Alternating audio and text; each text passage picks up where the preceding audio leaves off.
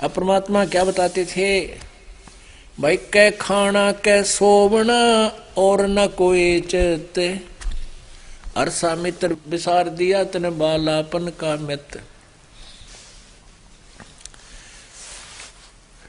परमात्मा अपनी महिमा आप बता कर जाते हैं। आप पे आरती, आप पे साजे, आप पे किंगर, आप पे बाजे, आप पे ताल झन झनकारा, आप नचे अब देखण हारा। वो परमात्मा स्वयं ही आते हैं, अपने द्वारा रची हुई सृष्टि की जानकारी स्वयं ही बताते हैं। ब्रह्मा विष्णु महेश और काल की सतीथि से भी परिचित वही कराते हैं कि जिनको तुम परमात्मा मान बैठे हो ये मोक्षदायक नहीं है, ये तुम्हारे को इस काल के जाल में फंसाने का ही उत्तम साधन है, फंसाए रखने का। क्या बताते थे, कै खाना कै सोवना और न कोई चित, हर्षा प्रीतम विसारा बालापन का मृत्यु। इस उदर के कारण जग जाचो निसियाम, स्वामी पणो शर चढ़ा सरयो न एको काम। अब क्या बताते हैं कि या तो कोई भक्ति करना नहीं चाहता, और जिसने थोड़ा सा ज्ञान इधर उधर से कर लिया इकट्ठा, कहीं की ईंट कहीं का रोड़ा, वो स्वामी पाक जाता है, महंत बन जाता है, गुरु पद पर बैठ जाता, फिर वो नहीं सुने किसी की, चाहे कुछ भी बने। और जबकि हमने कल्याण के लिए मान बढ़ाई, ये सब त्यागनी पड़ेंगी। जैसे परमात्मा कहते हैं, अपनी वाणी आप ही बताते हैं, साहेब के दरबार में ये गाहक कोट अनंत, चार चीज चाहते हैं ये रिद्धि सिद्धि मान महंत। साहेब के दरबार में ऐसा कोई एक, इन चारों को त्याग के वो चाव है पुरुष अलेख। इन चारों को रिद्धि सिद्धि मान महंत स्वामीपना इसने भूल के परमात्मा पाने के लिए ये सब त्यागनी पड़ेंगी। स्वामी होना सोहरा दोरा होना दासे, गड्र आनी ऊन को व बांधी तरह कपासे। अब परमात्मा क्या बताते हैं कि स्वामी होना तो आसान है, 4 श्लोक सीख ले संस्कृत के, 5-7 शब्द सीख ले परमात्मा की वाणी के। श्रद्धालु लोगों में मूर्ख बनाने के लिए, उनको आकर्षित करने के लिए बहुत कुछ है तेरे लिए, लेकिन परमात्मा पाने के लिए दोहरा होना दास। दोहरा होना माने कति विनम्र हो जाना। और जो अपनी मान बढ़ाई में फूले फिरते हैं वो तो ऐसे हैं जैसे बेड़ के ऊपर ऊन घनी हो जाती है तो वह बहुत मोटी तगड़ी लगे है, और धनी जब उसने उतार लिया ना उसके बाल, वो इतनी दिखा रहा है, उसका अस्थि पिंजर सारा दराता है। तो परमात्मा कहते हैं कि तू यहाँ तेरे को 10-20 प्रणाम करने वाले हो गए और महाराज जी कहने लगे, तो ऐसा है जैसे बेड़ के ऊपर कपास व रुई, और वहां पर काल तार लेगा, फिर जीव का जीव रह जाएगा तू। तो ऐसे ही परमात्मा ने हमें समझाने की चेष्टा की है। इस कलयुग का स्वामी लोभिया ये मनसा धरे बधाए, देवे पैसा ब्याज को फिर लेखा करता जावे। एक ऐसा नकली गुरु था, इधर दादरी के पास एक गांव है, उस गांव में उसके पास 75,000 रुपये हो गए। आज तो 25 साल पहले की बात है। डिपॉजिट कर रहा था बैंक में, और उसका एक चेला था, उसी के माध्यम से वो जमा करा रहा था। पक्का चेला, बहुत उसके आगे तागे सारी सेवा, उसका खूब सत्कार करे। उस चेले ने स्कीम बनाई, गुरुजी मैं एक मकान बनाऊं हूं और मुझे लोन हुआ नहीं, अभी लोन मैंने अप्लाई कर रखा है, आप मुझे 75,000 रुपये दे दो, आपको 1 लाख दे दूंगा। अब गुरु जी ने सोचा भाई ठीक से ले ले। अब उसने वो मकान बना लिया और रुपये लग गए 2 लाख, 75,000 गुरु जी के लग गए, और लोन लिया था वो भी लग गया। अब गुरुजी मांगे पैसे और चेला बतावे दिन, दोनों का रोड़ा पड़ गया। जैसा कि उसके चेलों ने बताया, दूसरों ने इस दास से, कि फिर आखिर में उस चेले ने वो गुरुजी मरवा दिया। रात ने आश्रम एकला था, तड़के मरा पाया। अपने आत्माओं परमात्मा ये याद दिलाना चाहते हैं कि ये बीमारी छोड़कर तो तू साधु संत बना, और वह फांसी फिर गल में गाल ली। बता के संत बना के तू भगत, यानी भक्ति तो आसपास भी कोई ना, कर्म भी बिगाड़ दिए, जनसाधारण से भी गिर गया। कहते कलयुग का स्वामी लोभिया, गुरुजी लोभिया, मनसा रहे बंधाए, यानी अपनी इच्छाओं को बढ़ाए रहता है। देवे पैसा ब्याज को फिर लेखा करता जावे। कल का स्वामी लोभिया, ये पीतल धरे खटाए। राजद्वारे यूं फिरे जो हरियाई गाए। कबीर राजद्वारे रामजन, तीन वस्तु को जावे। कै मीठा कै मान को, या माया की चाहे। कहते संत ओ कह, और इन राजाओं के पीछे या मंत्रियों के पीछे या इन अधिकारियों के पीछे फिरता है, वो संत नहीं है। और वो तो तीन चीज के लिए राज दरबारों में जाता है।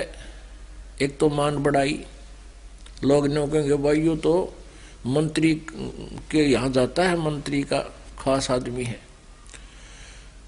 और फिर जाते वहां उन्हें प्रसाद मिठाई मिला, कोई बूरा, पहले बूरा भी आया करते घी में अच्छी गच, और फिर चलते समय दक्षिणा देते। आम आदमी तो 1 रुपया देवे, वो राजा देवस मेरे ख्याल 1000 रुपये दे दे। तो क्या बताते हैं कि कभी राजद्वारे रामजन, तीन वस्तु को जाए। कै मीठा कै मान को, सत्कार के लिए दुनिया फिर आदर करे, और या माया की चाहे।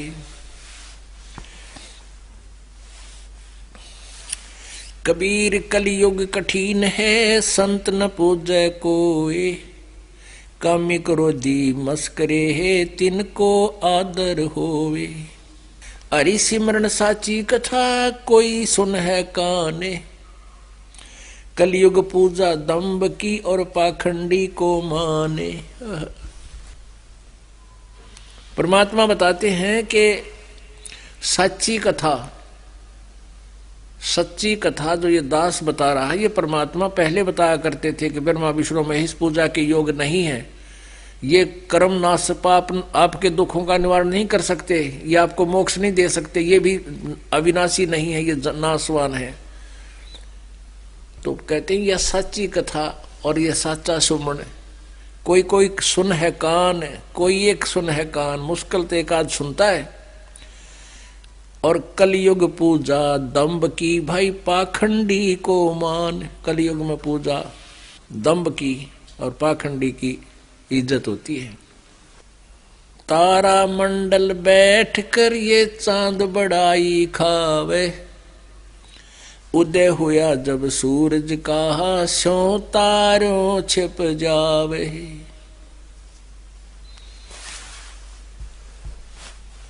परमात्मा परमेश्वर कबीर जी कहा करते थे कि जब मेरा ज्ञान प्रकाश में आएगा, उसमें वेदों और पुराणों के विपरीत ज्ञान ही ये ब्राह्मण लोग, गुरु ऋषि दिया करते थे। फिर भी वो ब्रह्म को सुप्रीम पावर बताते थे, ब्रह्मा विष्णु महेश को भी अजरो अमर बताते थे, 3 लोक के भगवान भी बताते थे, रजगुण सतगुण तमगुण भी बताते थे। परमेश्वर कबीर जी कहा करते थे कि जब मेरा ज्ञान, ये तत्व ज्ञान रूपी सूर्य उदय होगा, आप जी का ज्ञान और आपके भगवान ऐसे छिप जाएंगे जैसे तारा मंडल बैठकर चांद बड़ाई खावे। उदय हुआ जब सूरज का, स्यों तारों छुप जावे। चांदनी यानी फुल मून नाइट बोलते हैं, फुल मून नाइट, यानी पूर्णमासी चांदनी रात्रि और चांद बहुत सुंदर लगता है और चंद सितारे भी बहुत अच्छे लगते हैं और तारामंडल के अंदर चंद्रमा बहुत सुंदर लगता है, सबसे प्रकाशमान दिखता है। कहते हैं जब सूर्य उदय हो जाएगा तब देखे तो बिना दिखे कहाँ गया वो, उसका प्रकाश उसके सामने इतना फीका हो जाएगा। तो परमात्मा परमेश्वर कबीर जी कहा करते थे जब मेरा ज्ञान और मेरी महिमा प्रकाश में आएगी, सूर्य उदय होगा, ये उस समय जो तुम्हारा ज्ञान और ये भगवान ऐसे फीके हो जाएंगे। श्रीमद् भगवत गीता अध्याय नंबर 2 श्लोक नंबर 46 यानी 46 में गीता ज्ञान दाता स्वयं कहता है ये काल के जब तत्वदर्शी संत तुम्हें मिल जाएंगे वो तत्व ज्ञान बतावेगा। तत्व ज्ञान से फिर आपको सभी भगवानों की स्थिति का परिचय हो जाएगा।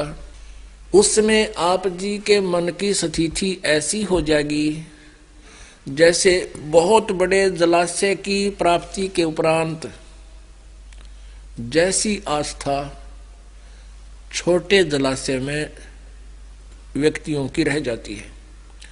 पुण्यात्माओं, जिसमें ये गीता जी का ज्ञान प्रदान किया जा रहा था उस समय जलाशयों से, तालाबों से, जोहड़ों से जीव निर्वाह चलता था मनुष्य का, सभी प्राणियों का। वर्षा हो जाती थी, दूर दूर से पानी आकर के एक तालाब का रूप धारण कर लेता था। उस तालाब के आसपास 20-30 झोपड़ियां डाल लेते थे। पहले ऐसे छोटे छोटे गांव नगर हुआ करते, 50 घर हो गए, 20 हो गए, और सारा जीवन उसी से नहाने के लिए जल लेते थे तालाब से, उसी से पीने के लिए, उसी से कुछ थोड़ी बहुत सब्जी बो लेते, उसी से सिंचाई करते थे।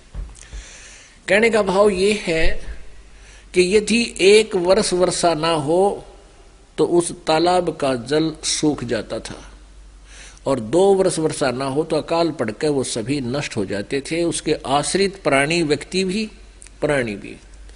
और उन व्यक्तियों को जो केवल एक तालाब, छोटे से जलाशय पर आश्रित है, उनको बहुत बड़ा सरोवर मिल जावे, इतनी बड़ी झील मिल जावे, उसका पता लग जावे कि जहां 10 वर्ष भी वर्षा ना हो तो भी उसका जल ना सूखे, तो उस समय उन प्राणियों की आस्था उस छोटे जलाशय में जैसी रह जाती है, पुण्यात्मा, उनको वो जलाशय का जल, छोटे जलाशय यानी तालाब का जल बुरा नहीं लगता, लेकिन वो सफिशिएंट नहीं है, वो पूर्ण उनका सब कार्य पूरे नहीं कर सकता, उनके लिए पर्याप्त नहीं है। वो तो काम चलाऊ सरकार है, वो तो काम चलाऊ था। वर्षा होगी तब जल इकट्ठा हो गया, ना हुई तो मर गए। और उस तालाब, उस झील के ऊपर 10 वर्ष भी वर्षा ना हो तो भी जल उसमें समाप्त नहीं होता, तो वो तुरंत उसको त्याग कर उस बड़ी झील की शरण ले लेते हैं। तो पुण्यात्माओं, आज जो बुद्धिमान व्यक्ति हैं, जिनके पिछले शुभ संस्कार अधिक हैं, वो इस ज्ञान को सुनते ही और तुरंत उन पूजाओं को, उन देवताओं को, उन भगवानों को, उन जलाशय को तुरंत त्याग के, कौन किन को, जो स्वयं नाशवान है, जो स्वयं भी मरेंगे तो आपकी कैसे रक्षा करेंगे, जो स्वयं भी अपने कर्म का दंड भोगना ही पड़ता है, वो प्रारब्ध में परिवर्तन नहीं कर पाते, तो आपको सुख कैसे देंगे। श्री कृष्ण का जीवन देख लो, सारा जीवन दुख में भरा रहा। जन्म जेल में, माँ बाप जेल में, बाहर आया तो मामा दुश्मन, जरासिंह, शिशुपाल, चाणोर, कभी कोई उसके पीछे पड़े हुए। पर भगवान ने यहाँ के जो राम थे आपके श्री कृष्ण, उन्हें यहाँ से मथुरा त्याग कर और उस समुद्र में जाकर शरण दी। वहाँ एक टापू देखकर वहाँ अपना नगर बसाया, सब यादों को वहाँ ले गया कि कौन लड़ाई मूर्खों के साथ रोज यहाँ पर। और फिर अंत क्या हुआ श्री कृष्ण जी का, पूरे यादों का क्या अंत, जिसके सामने अब जैसे अभी तक ये धारणा है हमारी कि हमारा कुल चले और हमारा बच्चे हों, हमारा कुल चले, खानदान बढ़े, हमने बड़ी खुशी हो, और जिसके सामने सारा कुल मारा गया, श्री कृष्ण बाद में मरे, पहले 56 करोड़ यादव उनके सामने कट के मर गए। किसी व्यक्ति के 5 बेटे हैं और एक बेटा मर जा, टक्कर मारा वो उसकी दुख में, और 2 मर जा तो जमा रो का अंधा हो जाता है, और 5 मर जा तो उसकी स्थिति वो जान सके जिस गल बीता है।